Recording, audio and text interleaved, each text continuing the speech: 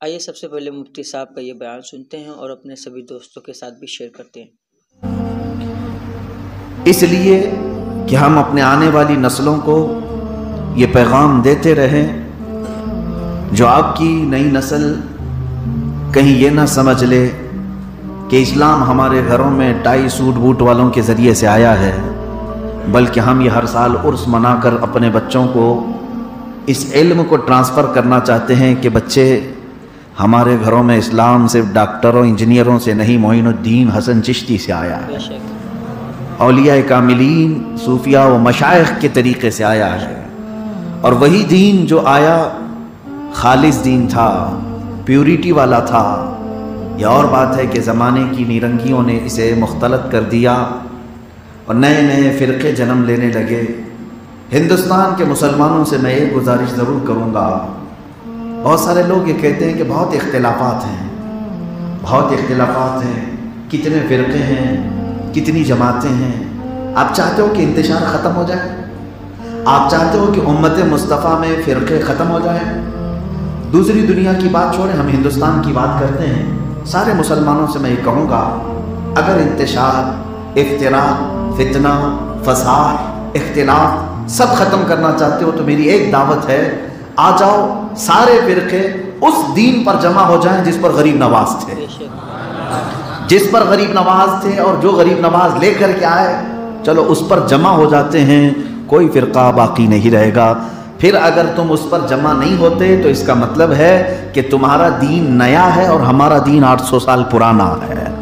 الحمدللہ ہم نئی شورشوں سے اور ڈالروں سے، ریال سے آئے ہوئے دین کے پیروکار نہیں ہیں، ہم الحمدللہ درویشوں کے دین پر قائم ہیں، اولیاء کاملین کے مسلک پر قائم ہیں۔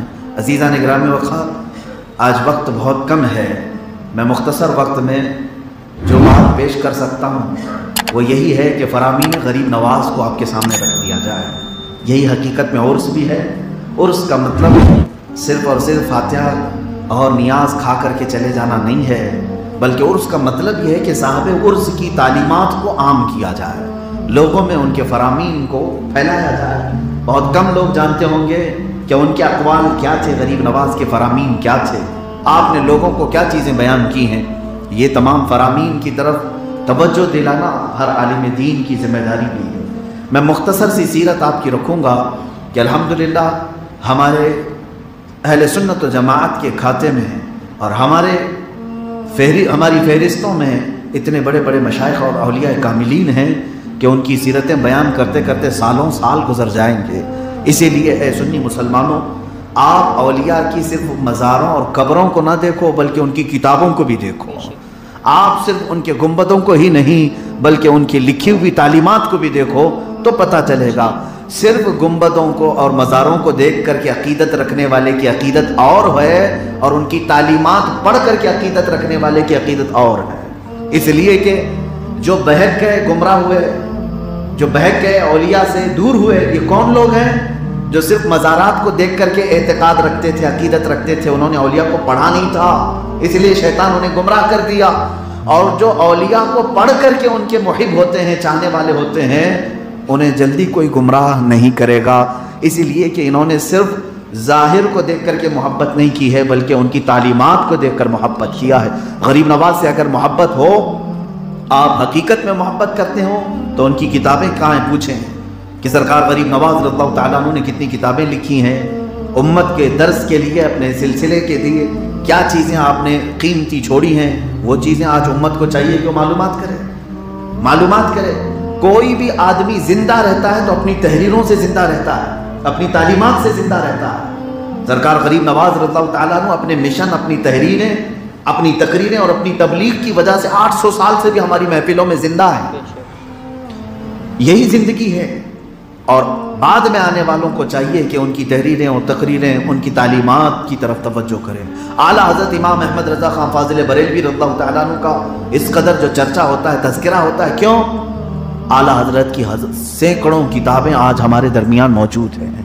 تو امت کو جو انہوں نے دیا ہے وہ ایک بہت عظیم تحفہ ہے، لیکن عوام کا حال یہ ہو گیا کہ عوام صرف ان کی قبروں تک رہ گئے اور ان کی تعلیمات تک پہنچ ہی نہیں پاتے. ان کے گنبد اور ان کے نیاز اور ان کے منتوں تک رہ گئے لیکن ان کی تعلیمات اور ان کی کتابوں تک نہیں رہے. مجھے بتاؤ اے سنی مسلمانوں، ہزاروں کی تعداد میں زیارت پر جانے والے مٹھائیاں، نان کھٹائیاں، پیڑے سب تو لے کر کے آتے ہوں گے جس جگہ جاتے ہیں صاحب عرس، خواہ وہ بریلی شریف ہو کہ اجمیر شریف ہو کہ کلیر شریف ہو، جہاں پر جاتے ہیں آپ اپنے گھر واپس آنے کے وقت نیاز کے طور پر فاتحہ کے بعد کچھ نہ کچھ مٹھائی لاتے ہیں. اچھی بات ہے، یہ مستحسن ہے، آپ اپنے گھر والوں کے لیے وہاں کا تبرک لے کر کے آتے ہیں. لیکن کیا کبھی کوئی ان کی بارگاہوں میں حاضر ہو کر کے ان کی لکھی ہوئی کوئی کتاب لے کر کے آتا ہے؟ ارے پڑھنا نہیں آتا کم سے کم اپنی لائبریری میں تو سجا دیتا. گھر میں لے کر کے آتا، یہ کہتا کہ اجمیر گیا، مٹھائی تو لے کر کے آیا لیکن سرکار غریب نواز کی زندگی میں لکھی ہوئی کتاب بھی لے کر کے آیا. ہو سکتا تمہاری نسل میں یا تمہارے گھر میں عورتیں کسی نہ کسی دن اٹھاتی اور پڑھتی، پھر محبت غریب نواز ان کے سینوں میں ویسی معجزن رہتی. ورنہ یہ ٹی وی کا زمانہ ہے، سوشل میڈیا کا زمانہ ہے اور کسی پر کوئی کنٹرول نہیں ہے. سوشل میڈیا میں کون کیا دیکھتا ہے، کیا اس کے پاس آتا ہے، کسی کی کوئی روک تھام نہیں ہے. تم ہزار سنی صحیح العقیدہ ہو، تمہارے بچوں کے موبائل پر جب تقریریں آنے لگتی ہیں تو اس کا کوئی انتظام انٹرنیٹ پر نہیں ہے کہ صرف اور صرف حق بات ہی آئے گی اور باطل باتیں نہیں آئیں گی، سب آتی رہیں گی. اس مکسچر کلچر میں جب بچے دیکھتے ہیں تو کہیں ایسا نہ ہو کہ ان کے دل و دماغ میں اولیاء کی گستاخی آ جائے، توہین آ جائے، برے خیالات آنے لگے. ظاہر سی بات ہے اپنے گھروں میں کتابوں کو بھی سجاؤ، اولیاء کی تعلیمات کو بھی. سرکار غریب نواز معین الدین حسن چشتی رضی اللہ تعالیٰ عنہ، نام حسن ہے لیکن اللہ نے غریب نواز سے آپ کو مشہور معروف فرمایا. اور ہے بھی آپ غریب نواز، ایک لقب ہے میرے آقا سرکار غریب نواز کا، عطائے رسول. عطائے رسول اس کا مطلب ہوتا ہے رسول کی عطا. حضور صلی اللہ تعالیٰ علیہ وسلم کی عطا کس کے لیے؟ خاص طور پر ہندی مسلمانوں کے لیے، ہندوستانی مسلمانوں کے لیے رسول پاک کا سب سے بڑا تحفہ غریب نواز کی شکل میں موجود ہے. وہ نعمت جو اللہ تعالیٰ نے ہندوستانیوں کو عطا کی وہ غریب نواز کی شکل میں عطا فرمائی. حضرت سلطان الاولیاء معین المشائخ غریب نواز رضی اللہ تعالیٰ مدینہ طیبہ حاضر تھے تو میرے آقا صلی اللہ تعالیٰ علیہ وسلم کے حکم پر جو بشارت ہوئی ہندوستان تشریف لائے. یہاں تک کہ روایات میں یہ ملتا ہے کہ حضرت سرکار غریب نواز کو رسول پاک صلی اللہ تعالیٰ علیہ وسلم نے ہندوستان کا پورا نقشہ، پوری وادیاں، پورے میدان، پورے سب بستیاں ان کی آنکھوں کے سامنے فرما دی. حضرت سرکار غریب نواز فرماتے میں نے اجمیر کی پہاڑیاں تک دیکھ لی، مدینے سے پہاڑیاں تک میں نے مدینے سے دیکھ لیا تھا. رسول کریم صلی اللہ تعالیٰ علیہ وسلم نے دکھایا تھا. ارے میرے عزیزو، سرکار غریب نواز جو رسول کریم صلی اللہ علیہ وسلم کے 500 سال بعد آنے والے مدینے میں بیٹھ کر اجمیر کی پہاڑیاں دیکھ رہے ہوں اور ان کے جد امجد رسول مختار صلی اللہ تعالیٰ علیہ وسلم کیا کائنات کی ہر شے کو نہیں ملاحظہ فرما رہے ہیں جنہوں نے انہیں دکھایا.